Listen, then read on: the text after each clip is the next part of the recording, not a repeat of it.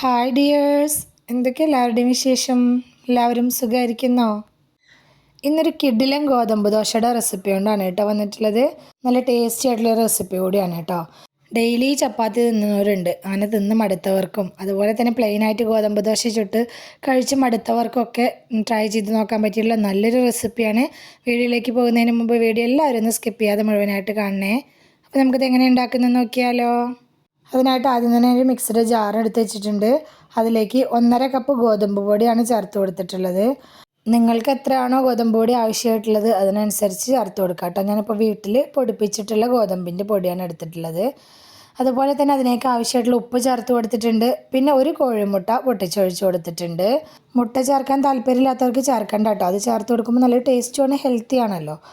പിന്നെ ഞാൻ ഇതിലേക്ക് ചേർത്ത് കൊടുത്തിട്ടുള്ള കുറച്ച് വെള്ളമാണ്. ആദ്യം തന്നെ ഒരുപാട് വെള്ളം ചേർത്ത് കൊടുക്കരുത്, കുറേശ്ശെ വെള്ളം ഒഴിച്ചിട്ട് ഇതൊന്നും അങ്ങ് ഇളക്കിയെടുക്കുക. അപ്പോൾ ഇത് ഇളക്കാതെ അടിച്ചെടുത്തിട്ടുണ്ടെങ്കിൽ മിക്സിയുടെ ജാറിൽ അവിടെ ഇവിടെയൊക്കെ ആയിട്ട് പറ്റിപ്പിടിക്കും. അതുകൊണ്ടാണ് ഇത് ഇളക്കിയിട്ട് അടിച്ചെടുക്കണം എന്ന് പറയുന്നത്. ആദ്യം ഒഴിച്ചു കൊടുത്ത വെള്ളം പോരാൻ തോന്നിയതുകൊണ്ട് വീണ്ടും കുറച്ച് വെള്ളം കൂടി ഒഴിച്ചു കൊടുത്തിട്ടുണ്ട്. ഇപ്പം മൊത്തം 1 കപ്പ് വെള്ളമായിട്ടുണ്ട്. വീണ്ടും വെള്ളം പോരായ്ക വന്നതുകൊണ്ട് അര കപ്പോളം വെള്ളം വീണ്ടും ഒഴിച്ചു കൊടുത്തിട്ടുണ്ട് കേട്ടോ. അതും കൂടി ഒഴിച്ചെടുത്ത് ജസ്റ്റ് ഒന്ന് അങ്ങ് ഇളക്കി കൊടുക്കുക. അപ്പോൾ നിങ്ങളെടുക്കുന്ന ഗോതമ്പ് പൊടിക്ക് അനുസരിച്ച് വെള്ളത്തിൻ്റെ അളവിൽ വ്യത്യാസം ഉണ്ടാവും കേട്ടോ. അപ്പോൾ കുറേശ്ശെ ഒഴിച്ചു കൊടുത്ത് നോക്കിയിട്ട് മാത്രം ചേർത്ത് കൊടുക്കാവൂ വെള്ളം. ഇനിയൊന്നുമില്ല, ഇത് നന്നായിട്ടൊന്ന് അരച്ചെടുത്തുകൊണ്ട് വരണം. അപ്പോൾ ഇത് നന്നായിട്ട് തന്നെ ഒന്ന് അരച്ചെടുത്തുകൊണ്ട് വന്നിട്ടുണ്ട്. ഇനി ഇതൊരു ബൗളിലേക്ക് ഒഴിച്ചു കൊടുക്കുക. പിന്നെ ഞാൻ മിക്സിയുടെ ജാറിലേക്ക് ഒരു 1/4 കപ്പ് വെള്ളം കൂടി ഒഴിച്ചു കൊടുത്തിട്ട് അതൊന്ന് ചുഴറ്റിയിട്ട് അതുകൂടി ഒഴിച്ചു കൊടുത്തിട്ടുണ്ട് കേട്ടോ. അപ്പം ഞാൻ മൊത്തം ഒരു 1.25 കപ്പോളം വെള്ളം ഇതിലേക്ക് ചേർത്ത് കൊടുത്തിട്ടുണ്ട് കേട്ടോ. ഇനി ഞാനിതിലേക്ക് എരിവിന് ആവശ്യമായിട്ടുള്ള ഒരു പച്ചമുളക് കട്ട് ചെയ്തതാണ് ചേർത്ത് കൊടുത്തിട്ടുള്ളത്. അത് നിങ്ങളുടെ എരിവിനനുസരിച്ച് ചേർത്ത് കൊടുക്കുക.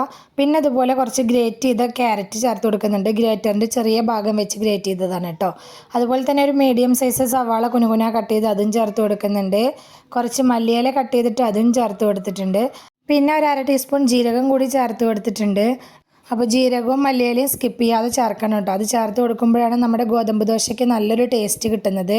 ഇതെല്ലാം ചേർത്ത് കൊടുത്ത ശേഷം നന്നായിട്ട് തന്നെ ഒന്ന് മിക്സ് ചെയ്ത് അങ്ങ് യോജിപ്പിച്ചെടുക്കുക. അപ്പോൾ മിക്സ് ചെയ്ത് യോജിപ്പിച്ചെടുക്കൽ കഴിഞ്ഞാൽ നമുക്കിത് റെസ്റ്റ് ചെയ്യാൻ വെക്കേണ്ട ആവശ്യമൊന്നുമില്ല. ഇത് നമുക്ക് അപ്പം തന്നെ ചുട്ടെടുക്കാം കേട്ടോ. അപ്പോൾ ഞാനിപ്പോൾ ഒരു നോൺ സ്റ്റിക്കിൻ്റെ ദോശയ്ക്ക് ചട്ടി വെച്ച് കൊടുത്തിട്ടുണ്ട്. അത് ചൂടായി വന്ന സമയത്ത് 2 തവി മാവ് ഒഴിച്ച് കൊടുത്തിട്ട് ഒന്നങ്ങ് പരത്തി കൊടുക്കുന്നുണ്ട്. നമുക്ക് ഇഷ്ടമുള്ള വലുപ്പത്തിൽ പരത്തിയെടുക്കാം. ഞാനിപ്പോൾ കുറച്ച് ചെറിയൊരു ദോശയുടെ വലുപ്പത്തിൽ തന്നെ പരത്തിയെടുത്തിട്ടുണ്ട്. അപ്പോൾ നമ്മുടെ മക്കൾക്കൊക്കെ കൊടുക്കാനാണെങ്കിൽ കുഞ്ഞു ദോശയാക്കി ചുട്ട് കൊടുക്കുക കേട്ടോ. അപ്പോൾ അവർക്ക് നല്ല ഇഷ്ടമാവും. ഇത് കാണാൻ നല്ല ഭംഗിയാണ് ഉണ്ടാക്കി വരുന്ന സമയത്ത്. അപ്പോൾ കുഞ്ഞു ദോശയാകുമ്പോൾ അവർക്ക് കാണാൻ കഴിക്കാൻ നല്ല ഇൻട്രസ്റ്റ് ഉണ്ടാവും. ദോശ അങ്ങ് പരത്തി കൊടുത്ത ശേഷം ഒന്നങ്ങ് മൂടി വെച്ചിട്ടുണ്ട്, മുകൾ ഭാഗം ഒന്ന് വെന്ത് വരുന്നത് വരെ. വെന്ത് വന്ന ശേഷം അതിൻ്റെ മുകളിലേക്ക് കുറച്ച് വെളിച്ചെണ്ണ തൂവി കൊടുത്തിട്ടുണ്ട്. നെയ്യോ വെളിച്ചെണ്ണ നിങ്ങളുടെ ഇഷ്ടം പോലെ ചേർത്ത് കൊടുക്കുക കേട്ടോ. അപ്പോൾ ഇനി ഹെൽത്തി ആയിട്ട് കഴിക്കണം, ഓയിലൊന്നും വേണ്ട എന്നുള്ളവർക്ക് അത് സ്കിപ്പ് ചെയ്യുകയും ചെയ്യുക. പക്ഷേ നെയ്യോ വെളിച്ചെണ്ണയൊക്കെ ചേർത്ത് കൊടുത്ത് ഉണ്ടാക്കുന്ന സമയത്ത് നല്ലൊരു ടേസ്റ്റാണ് കേട്ടോ ഈ ദോശയ്ക്ക്. എന്നിട്ടൊന്നങ്ങ് പ്രസ് ചെയ്ത് കൊടുക്കുന്നുണ്ട്. നമ്മൾ സവാളയും ക്യാരറ്റൊക്കെ ആഡ് ചെയ്തതല്ലേ ഇതിൽ, അപ്പോൾ ഒന്ന് പെട്ടെന്ന് വെന്ത് കിട്ടാനായിട്ടാണ് അങ്ങനെ ഒന്ന് പ്രസ് ചെയ്ത് കൊടുക്കുന്നത് കേട്ടോ. നമ്മളിതിൽ ക്യാരറ്റും സവാളയൊക്കെ ചേർത്ത് കൊടുത്തതാണ് ചെറിയൊരു കട്ടി ഉണ്ടല്ലോ ദോശയ്ക്ക്. അപ്പോൾ നമ്മളിത് തിരിച്ചും മറിച്ചും ഇട്ട് കൊടുത്തിട്ട് നന്നായിട്ട് തന്നെ വേവിച്ചെടുക്കണം. നിങ്ങളുടെ കയ്യിൽ ഇരുമ്പ് ചട്ടിയൊക്കെ ഉണ്ടെങ്കിൽ അതിൽ ചുട്ടെടുക്കുന്നതായിരിക്കും കേട്ടോ കൂടുതൽ ടേസ്റ്റ് ഉണ്ടാവുക. അതാകുമ്പോൾ പെട്ടെന്ന് തന്നെ ആയി കിട്ടുകയും ചെയ്യും. ഞാൻ ആദ്യം ഒഴിച്ചു കൊടുത്ത ദോശ ഏകദേശമൊക്കെ ആയി വന്നിട്ടുണ്ട്. നമ്മൾ തിരിച്ചിട്ട് കൊടുത്തതിൻ്റെ മുകൾ വശമൊക്കെ നല്ല ഒരു ബ്രൗൺ കളറായി അവിടെ അങ്ങനെ നല്ല ബ്രൗൺ കളറായി മുരിഞ്ഞ കളറായി വരുന്ന സമയത്ത് നമുക്കിത് ചട്ടിയിൽ നിന്ന് എടുത്ത് മാറ്റാം. ഞാനിതപ്പോൾ ഇത് ചട്ടിയിൽ നിന്ന് എടുത്ത് മാറ്റിയിട്ടുണ്ട്. അതുപോലെ തന്നെ ബാക്കിയുള്ളതും ഇതുപോലെ ചുട്ടെടുക്കുക. ഞാൻ പറഞ്ഞ പോലെ കുട്ടികൾക്കൊക്കെ കൊടുക്കാനാണെങ്കിൽ കുഞ്ഞു ദോശയാക്കി ചുട്ടെടുത്താണെങ്കിൽ അവർക്ക് നല്ല കഴിക്കാൻ കാണുമ്പോൾ തന്നെ ഇഷ്ടം തോന്നുമല്ലോ. അത് അങ്ങനെ ഇഷ്ടം തോന്നി കഴിക്കുന്ന കുട്ടികളുണ്ടല്ലോ, അങ്ങനെ കുട്ടികൾക്ക് ഉണ്ടാക്കി കൊടുക്കുക കേട്ടോ. പിന്നെ സബ്സ്ക്രൈബ് ചെയ്യാതെ കാണുന്ന നമ്മുടെ പുതിയ കൂട്ടുകാരെങ്കിലും ഉണ്ടെങ്കിൽ പ്ലീസ് ഒന്ന് സബ്സ്ക്രൈബ് ചെയ്ത് സപ്പോർട്ട് ചെയ്യണേ. കൂടെയുള്ള ബെൽ ബട്ടണും കൂടി ഒന്ന് ക്ലിക്ക് ചെയ്ത് വെക്കുകയാണെങ്കിൽ ഞാനിടുന്ന പുതിയ വീഡിയോസിൻ്റെയൊക്കെ നോട്ടിഫിക്കേഷൻ നിങ്ങൾക്ക് കിട്ടുന്നതായിരിക്കും കേട്ടോ. അതുപോലെ തന്നെ വീഡിയോ കണ്ടുകൊണ്ടിരിക്കുന്ന സമയത്ത് ഇഷ്ടമാവുന്നുണ്ടെങ്കിൽ മറക്കാതെ ലൈക്ക് ബട്ടൺ ഒന്ന് പ്രസ് ചെയ്യണേ.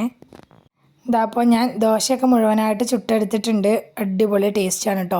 ഈ ദോശയുടെ കൂടെ ചൂടോടെ കഴിക്കാനാണെങ്കിൽ കറിയുടെ ഒന്നും ആവശ്യമില്ല. ഒരു കറി ഇല്ലെങ്കിൽ പോലും നമുക്കിത് കഴിക്കാനായിട്ട് നല്ല ടേസ്റ്റാണ്.